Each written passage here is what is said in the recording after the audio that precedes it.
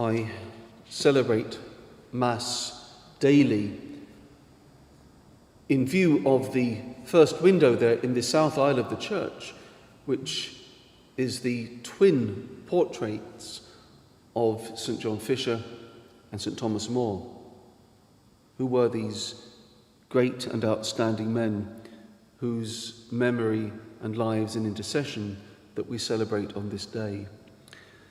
John Fisher was born in 1469 in Beverley, Yorkshire. He studied theology at the University of Cambridge and had a successful career there, finally becoming Chancellor of Cambridge University and then Bishop of Rochester, which as the crow flies is not so terribly far from here across the estuary. And unusually for those times, as a bishop he paid a great deal of attention to the welfare of his diocese, to the spiritual care of his priests and of his people.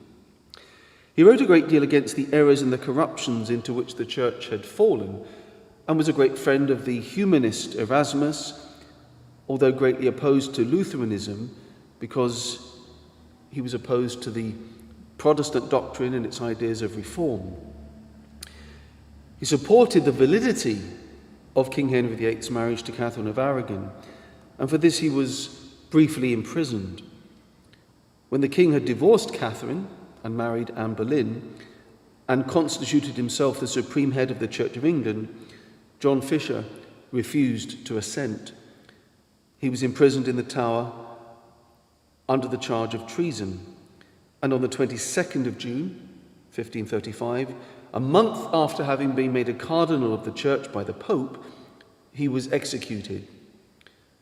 So weak and sick was he that he had to be carried in a chair to the place of execution.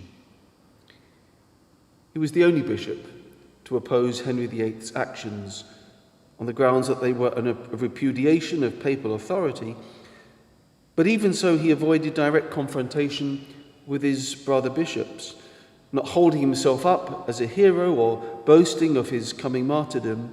He said, "I condemn no other man's conscience. Their conscience may save them, and mine must save me."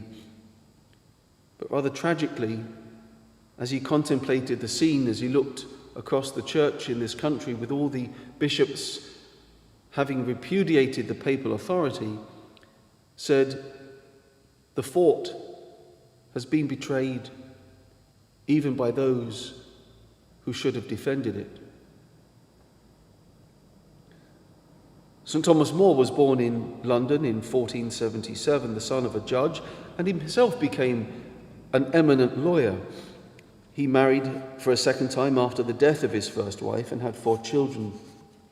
A humanist, a reformer, a poet, a great scholar, he wrote the famous work Utopia, depicting a society regulated by the natural virtues, and his works are still very much read and studied today.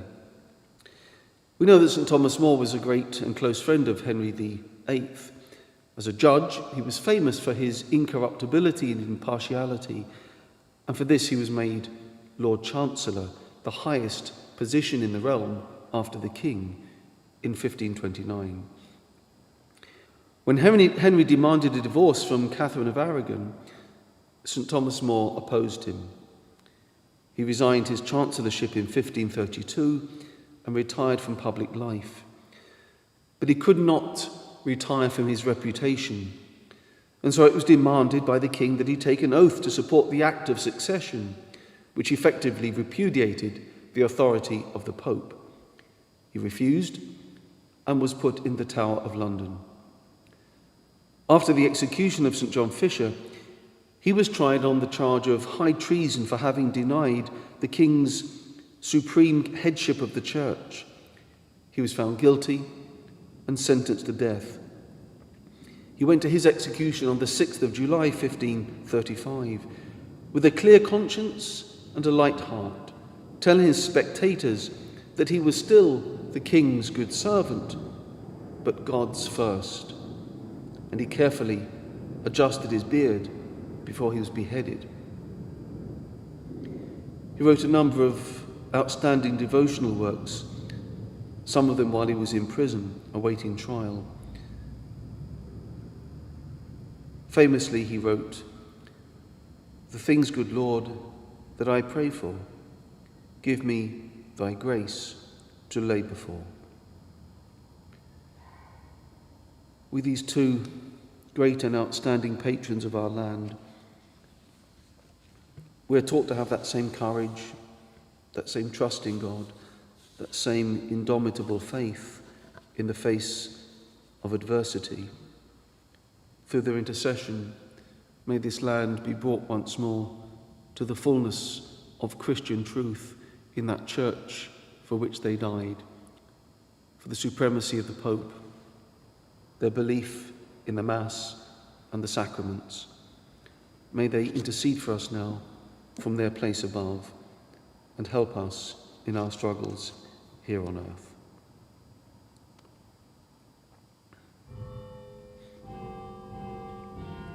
Dear friends, as we gather on this festival in honour of your saints John Fisher and Thomas More, we ask you to hear humbly the prayers we present to you.